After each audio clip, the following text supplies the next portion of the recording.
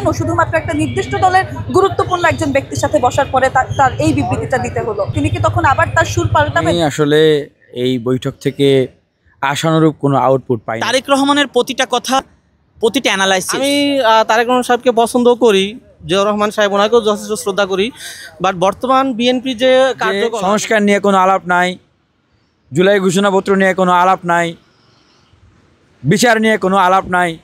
আলাপের মূল বিষয়বস্তু কি? নির্বাচন। আমাদের প্রধান উপদেষ্টা বলতেছেন যে এপ্রিলে, জনাব তারেক রহমান বলতেছে যে না আমি ফেব্রুয়ারিতে ইলেকশন চাই। তো তার মানে কি বাকি সব কিছু বাদ, এখন ক্ষমতা নিয়ে টানাটানি শুরু হয়ে গেছে।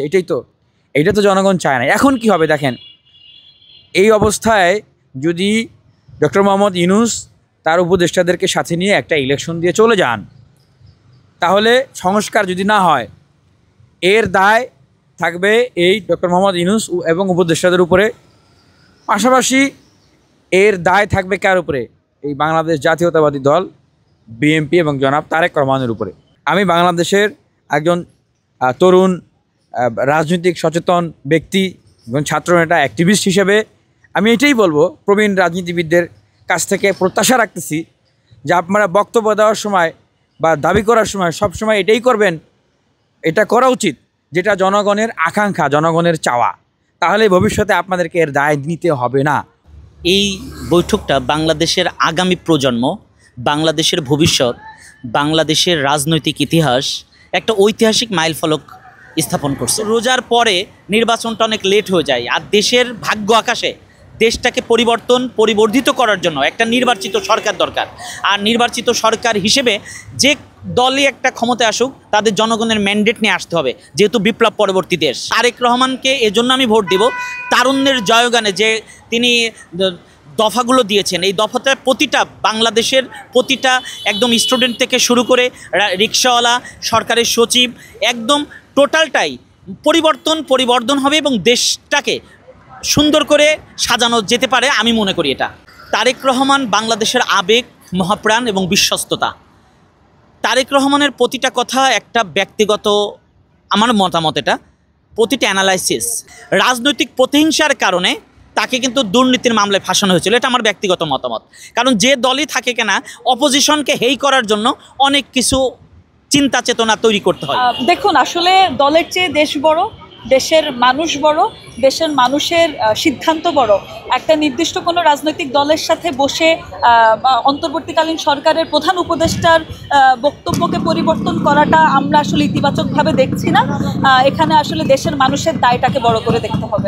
আমরা প্রথমে যেটা দেখেছিলাম যে এপ্রিলে সম্ভবত নির্বাচনের একটা বিবৃতি আমাদের প্রধান উপদেষ্টা দিয়েছিলেন, এবং পরবর্তীতে যখন তারেক রহমানের সাথে তার বৈঠক হয় তখন একটু এগিয়ে আনার যেই বিবৃতিটা সেটাও আমরা দেখেছি। কিন্তু এক্ষেত্রে আসলে আমি ব্যক্তিগতভাবে মনে করি প্রধান উপদেষ্টা একজন রাজনৈতিক দলের মানে গুরুত্বপূর্ণ একজন ব্যক্তির সাথে বসে সে মতামতটা কিছুটা হলেও পরিবর্তন করেছে, এটা দৃশ্যমান।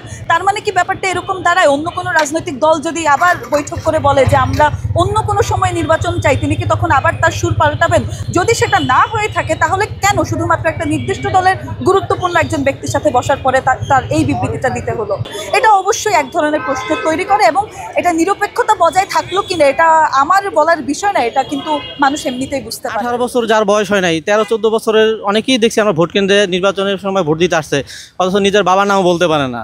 রাতের আধারে ভোট হয়েছে, মানুষ ভোটের অধিকার পায় নাই। তো আমরা চাই না যে একই সিস্টেম বলবৎ থাকা অবস্থায় আরেকটা নির্বাচন হোক।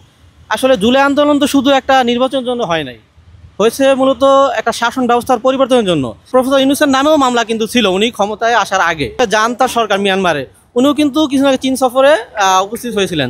তো এই ক্ষেত্রে তারেক রহমান সাহেবের উপর যদিও দণ্ডবিধি থাকে, উনি যদি আসামি হয়ে থাকেনও, তারপর আমি মনে করি যে যেহেতু একটা বড় রাজনৈতিক দলকে উনি লিড করেন, ওনারা যখন যদি ক্ষমতা আসে তখন কিন্তু দেখা যায় যে আসলে বাংলাদেশে কি যখন যার ক্ষমতা থাকে মামলাগুলো তখন তারাই আসলে বিচার আদালত সব তারাই মেনটেন করে। আমি তারেক রহমান সাহেবকে পছন্দ করি, জিয়াউর রহমান সাহেব ওনাকেও যথেষ্ট শ্রদ্ধা করি, বাট বর্তমান বিএনপি যে কার্যকলাপ, ওনারা ক্ষমতা আসার আগেই যে পরিমাণ আসলে দেশে তাণ্ডব চালায়, লুটপাট বা চাঁদাবাজি, যে একটা চতুর্দিকে আমরা যে জিনিসগুলি দেখি, আসলে সেই প্রেক্ষাপটে আসলে সত্যি ভাবার বিষয় যে আসলে তাদেরকে আমি সাপোর্ট দিব কি না। কারণ বর্তমানে ইয়াং জেনারেশন আসলে অনেক চেঞ্জ হয়ে গেছে, আগের সেই ধ্যান ধারণা এখন আর নাই। মানুষ এখন কাউকে ভোট দিলে অবশ্যই ভেবে চিনতে দিবে। তা আসলে আপনারা কেমন কর্মকাণ্ড করছেন, কেমনটা করবেন, ওটার উপর আসলে নির্ভর করছে আসলে আগামী নির্বাচনে আমরা কাকে সাপোর্ট করবো কি করবো না।